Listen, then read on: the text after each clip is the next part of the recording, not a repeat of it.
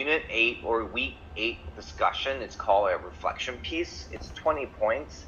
I just want you guys to get that done this week and turn it in. The reason being is because on Tuesday of next week is when grades are due. So if you can get your reflection piece done by next Monday, I mean, again, we won't have class Monday and Wednesday next week. So if you can get it in by that Monday of the reflection piece, that's all you'll need to do. Again, it's 20 points. Just try to get that done.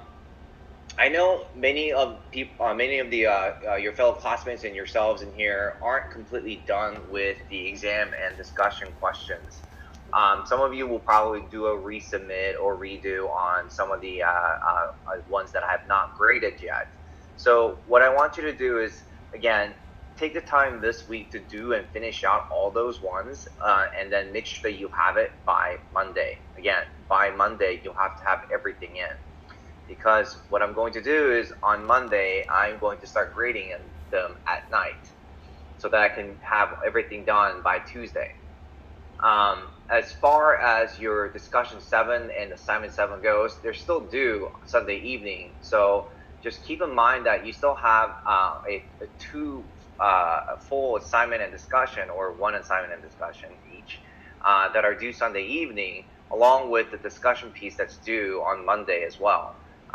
But at the same time, if you're missing work and you haven't turned those in, this is the week that you have to do it and get it done by, because again, Tuesday the grades are submitted and I won't be able to help you, because if you don't submit the work that you haven't turned in yet, then it's going to be automatic 0 on the Canvas portal, and so I won't even have a chance to grade it, is what I mean.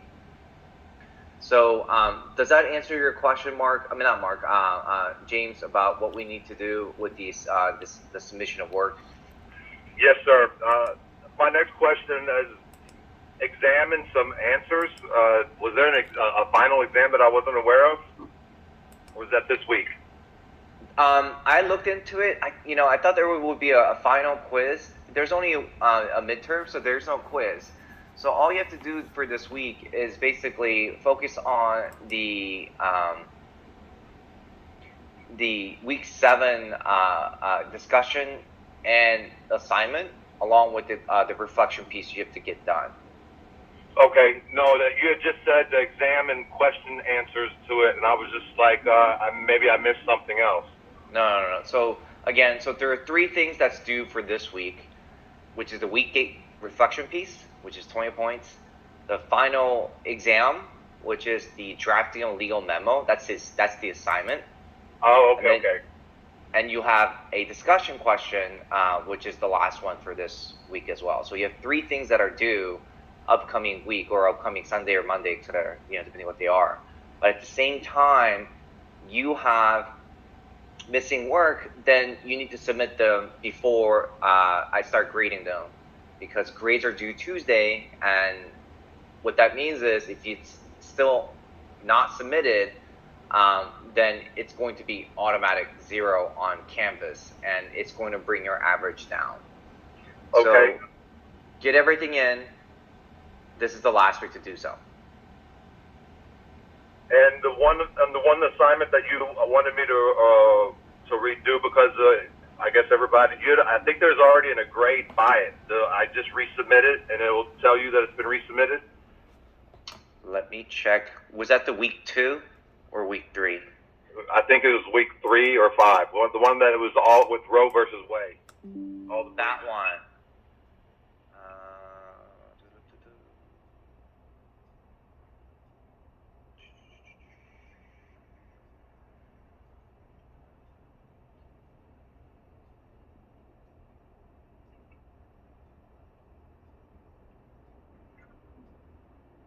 That was week 5. So yeah, if you need to do the Roe versus Wade and submit it. Okay.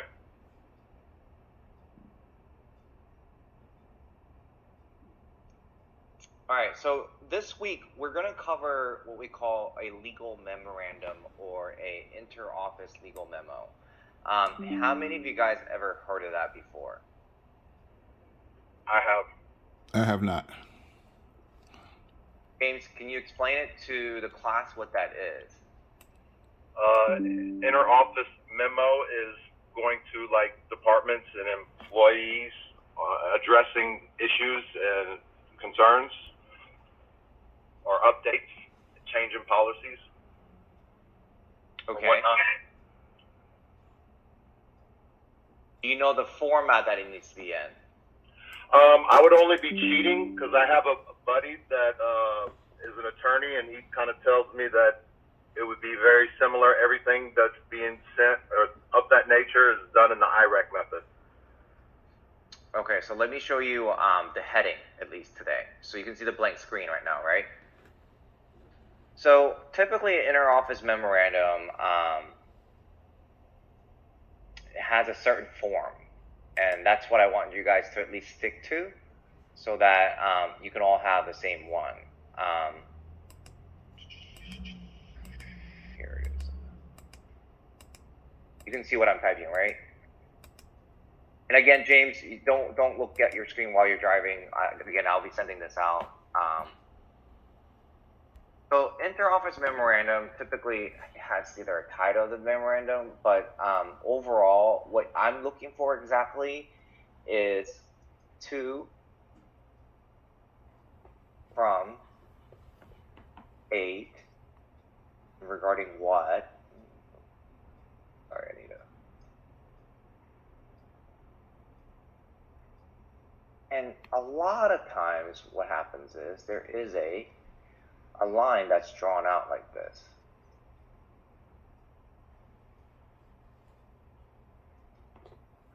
I'm going to probably, I don't know, to Mark Anthony from James 8. Today is what, December 12th, 2022, regarding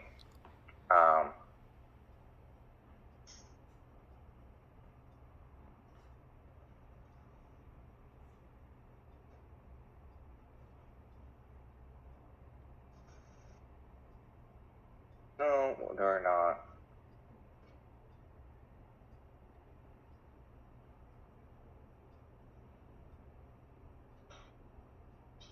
Just kind of capitalize that.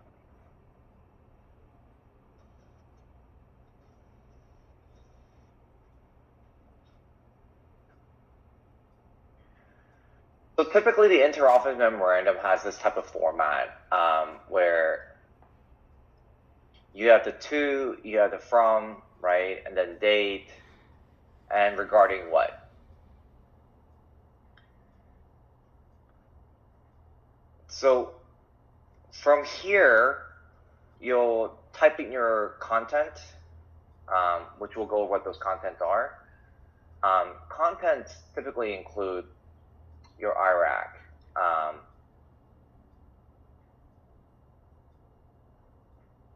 And it's set out in this particular case, a lot of times for inter-office memorandums for objective analysis. So as we've driven the idea of what IRAC is, right? We have issue statement, we have a rule statement, we have analysis section, and we have a conclusion that we draw. Typically what you'll see is this kind of format, and obviously you'll have the issue statement that comes about, and you know what that statement looks like. The rule statement is typically a statement as well with the citation. Analysis, it will depend on elements or items to analyze against the facts and law, right? And then conclusion, typically a sentence or two that answers the issue and summarizes your analysis. So you guys did the IRAC or the exercise of IRAC in the last week, and we kind of drilled in how to formulate an issue statement, how to formulate a conclusion and analysis and rule, right? One more thing. Make sure to include in-text citation here and cite them correctly.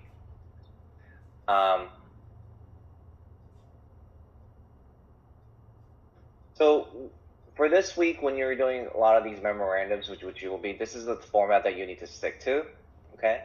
And to better prepare you for this week, what I want to do is kind of go over bunch of needed or necessary idea and concept and philosophy and theories of law regarding topic, so that you can at least review them. So when we go over Wednesday class, you'll know exactly how to pick up what and exactly understand what I'm talking about. So to do that, first of all, I just want to lay out that this is the format I'm going to be looking for. Okay, this is just a note, right? Don't put content on your thing. Okay, this is just to highlight what I'm looking for, the content section here. I would not advise you to put issue, rule, analysis, conclusion. You know, for previous assignments, you were to do that for organization purposes, but for an actual in-office memorandum, don't put issue, rule, don't title issue, rule, analysis, conclusion. Just write it, what the issue statement is. Just write what the rule is, analysis, and conclusion. Don't title it for each paragraph like this, because that's not professional. Does that make sense? Roger that. All right. So what I want to kind of go over is wills and estate today.